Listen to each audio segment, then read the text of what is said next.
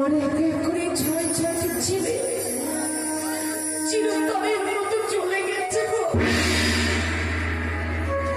দুদিন মাঝে আর কোনোদিন ফিরে এসে আমাকে মা বলে ডাকেনি। অঞ্জলি মাথায় আমি বিদায় দিই, না জানি মাথায় আমার ছেড়ে চলে যাবে। আমি কি ভাবছি বলো না ঠাকুর, কি দোষ করেছে আমি? কেন বারবার নিয়তির খেলা করে ময়রা হেরে যায় চিরতরে? আমি বলবো না, সবই আমায় বলেছে সনকা, যত তাড়াতাড়ি হয় সনকা লক্ষ্যকে বিদায় দিও। কিন্তু একটি বারের জন্য জানতে চাইল না সনকা, ছেলেকে বিদায় দিতে তুমি কি পারবে? এই জগতে কোনো মা কি পারে সন্তানকে বিদায় করতে?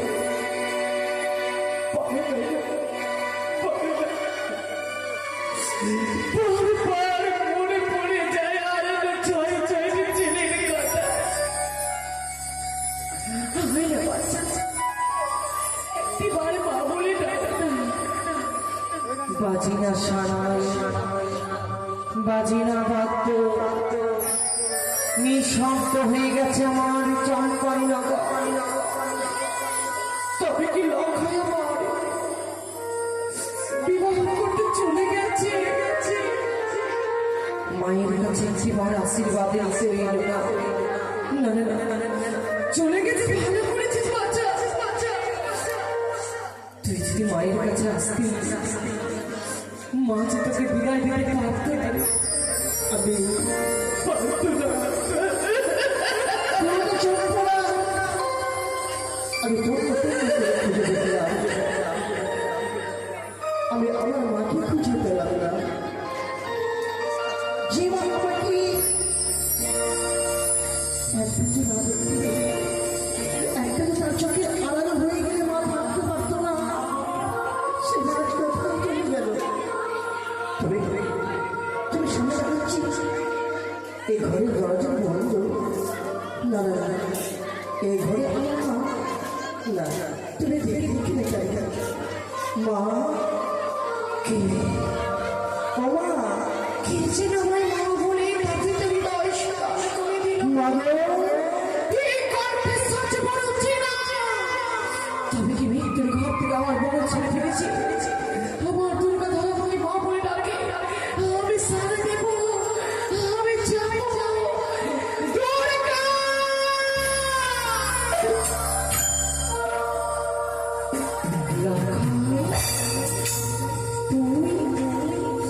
একটু আগে আমাকে মা বলে কেটে গেছিল রে। আমি মা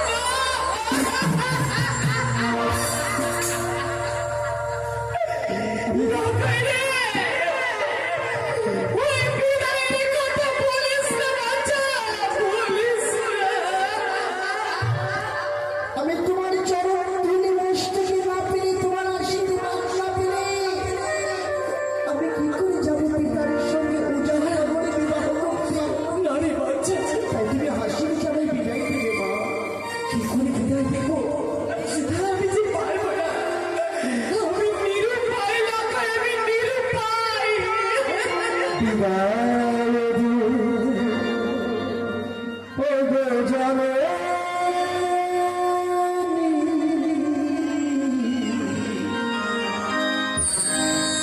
যাব আমি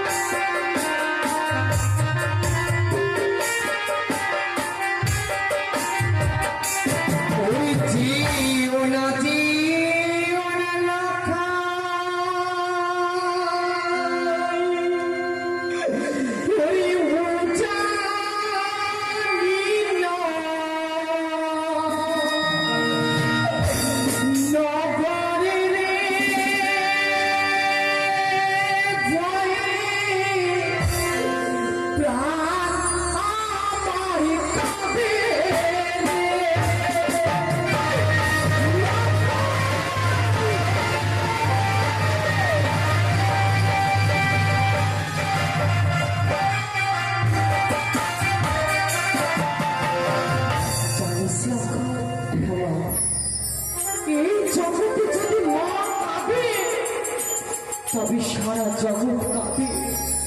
মা কাঁদানো কখনো ভালো নয় রে লাখাই, তাই মাকে কাঁদি। বল না লাখাই, তুই কি চাবি বিবাহ করতে? না বাবা, আমি কথা দিলাম আমি যাবো না বিবাহ করতে মা, কিন্তু তোমাকে কি কর্ম করতে হবে বল না বাবা। তোর জন্য আমি মৃত্যুকে পালন করতে পারি, আমাকে কি করতে হবে তোর জন্য বল লাখা বল।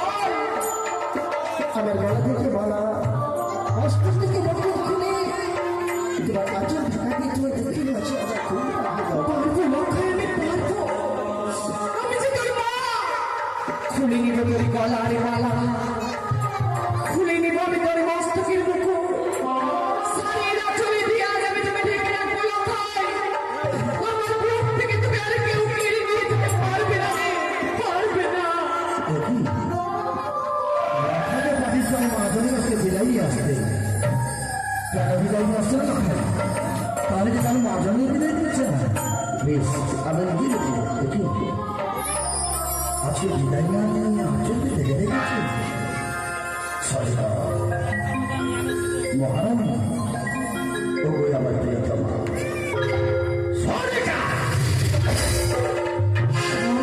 পুত্রকে বিদায় না দিয়ে কেন আচরণে ঢেকে রেখেছো তুমি? আমি পারিনি গো, বিশ্বাস লখাইকে যে সময় আমি বিদায় দিতে যাই, পর পর হারিয়ে যাওয়া ছয় ছয়টি পুত্রের মরা আবার চোখের সামনে ভেসে উঠে গো।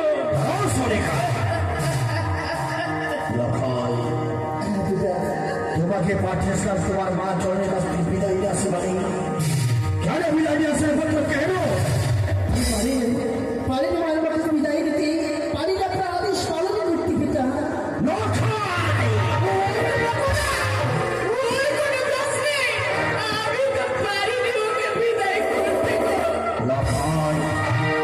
তুমি হয়তো জানো না পুত্র, শ্রীরামচন্দ্র পিতৃবাক্য পালন করার জন্য 14 বছর গেছিল বনবাসে। সে যদি পিতৃবাক্য পালন করতে পারে তাহলে তুমি কেন পারবে না বাবা? রামায়ণে শ্রীরামচন্দ্র পিতৃবাক্য পালন করবার জন্য গিয়েছিলেন বনবাসী, সত্য। কিন্তু রামচন্দ্র জানত রামচন্দ্র এই দায়িত্ব যদি আমি বনবাসে না যাই তাহলে তো মনে রয়েছে যখন রাক্ষস পাবে না বলে উদ্ধার পাওয়া বলে কিছু পিতৃবাক্য পালনের বচনে বনবাসে রামচন্দ্র এতই বড় পিতার মুখের ভেতর। তুমি হয়তো জানো রাবণ পুত্র ওই রাবণকে ওই পাতালপুরে ওই ভক্তা কালী কাছে বলে দেওয়ার জন্য গেছিল। সে তো পিতৃবাক্য পালন করতে গেছিল, সে যদি পারে পিতৃবাক্য পালন করি মানে তাহলে তুমি কেন পারবে না? রাবণের পুত্র মহিলাবতকে পাতালপুরে ভক্তা কালী সাথে গিয়েছিল বলে দেওয়ার জন্য। রাবণ জানত যদি আমি মহিলাবতকে বলে দেওয়ার জন্য না যাই পাতালপুরে তাহলে হয়েছে বিশাল কৃষ্ণকে সে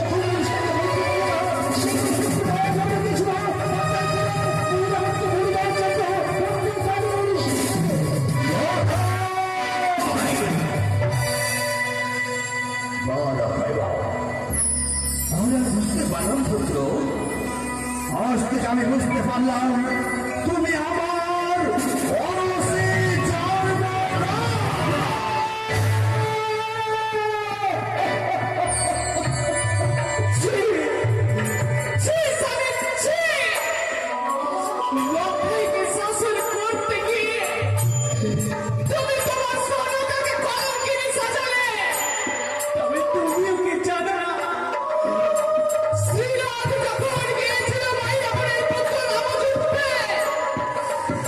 জননী জানত রামবাণী হবে শ্রীনাথের মৃত্যু, তাই সার্বঙ্গী তিলক মাঠে দিয়ে মনে করেছিল রাম রাম রাম।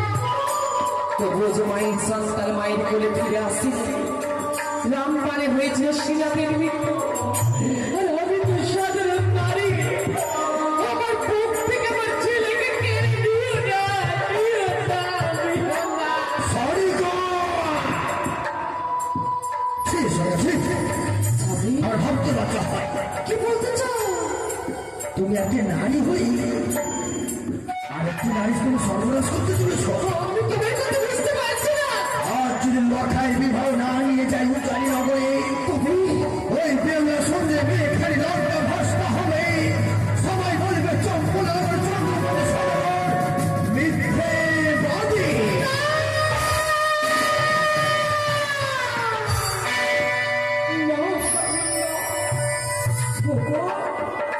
যেদিন থেকে তোমার দেওয়া সিঁদুরে করে তোমার বেনানি হয়ে এসেছি চম্পাই নগরে, বারবার ভগবানের কাছে একটাই কামনা ছিল আমার শাখা সিঁদুরে নিজের করে কলঙ্ক না হয়, কেউ যেন তোমায় কটু কথা না বলে। তোমার রানী সরকার মনে সাথে দেখা হলেও আমি কথা দিলাম লাখাইকে বিদায় দেব, তবে আমাকে একটু সময় দাও। আমি তোমায় কিছু সময় দিলাম। যে হস্তের জন্য মালাম করে ধরে লখায় ফেলেছে, তুমি লখাইকে ভালোবেসে ছাড়ছিলাম। লখাই, লখাই রে, পারলাম না বাচ্চা, তোকে ধরে রাখতে আমি পারলাম না রে। জানতাম, আমি জানতাম এই লখাই যে তুমি আমার তোমার বুকের ভেতর বাঁচবে। বিশ্বাস করে মায়ের সামনে আছে বড় ছোট, তোকে যে আমি আগলে রাখবো সেই ক্ষমতা আমার নেই। তাই মায়ের আদেশ, তুই যা, তোর পিতার সাথে উজাননগরে বিবাহ করতে যা। যেই হাত দিয়ে আমি ওই মালা মুখ খুলেছিলাম রে বাচ্চা, সেই হাত দিয়ে আমি মা হয়ে পড়িয়ে দিতে তোকে সাজিয়ে দেবো নতুন করে বাড়ি বেসে। একটু দাঁড়া বাচ্চা,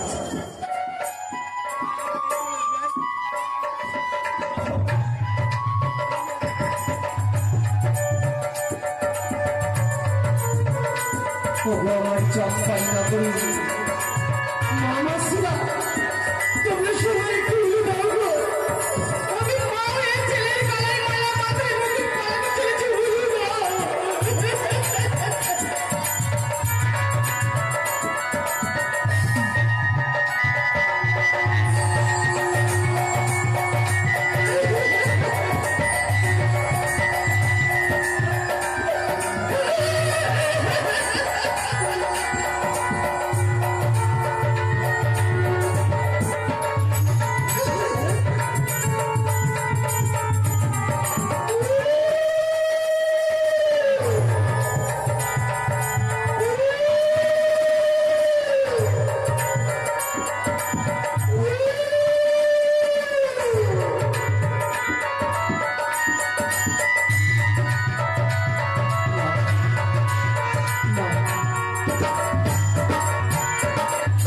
মনে রাখিস বাচ্চা, তুই যে বিবাহ করতে যাচ্ছিস, আমার ঘরের বউ আনতে নয় রে, আমার ঘরে লক্ষ্মী আনতে।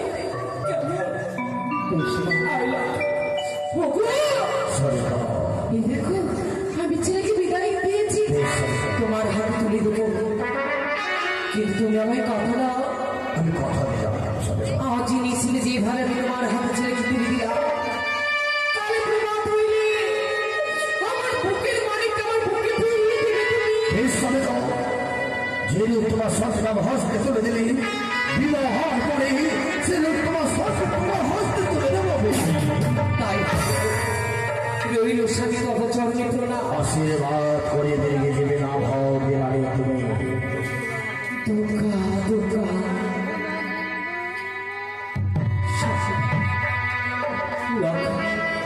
বাবা,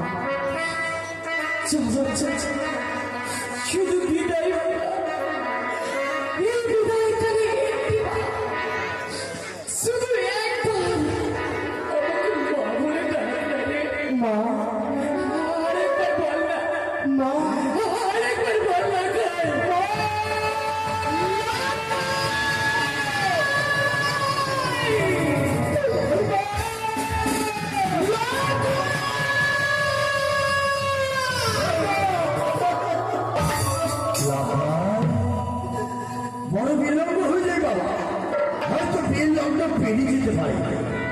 চলো পুত্র, কোথায় বাদ্যবান, কোথায় মোর চক্রীগণ, তোমরা বাজাও বাদ্য, নিয়ে চলো আমার সাথে উজাড়ি নগরে।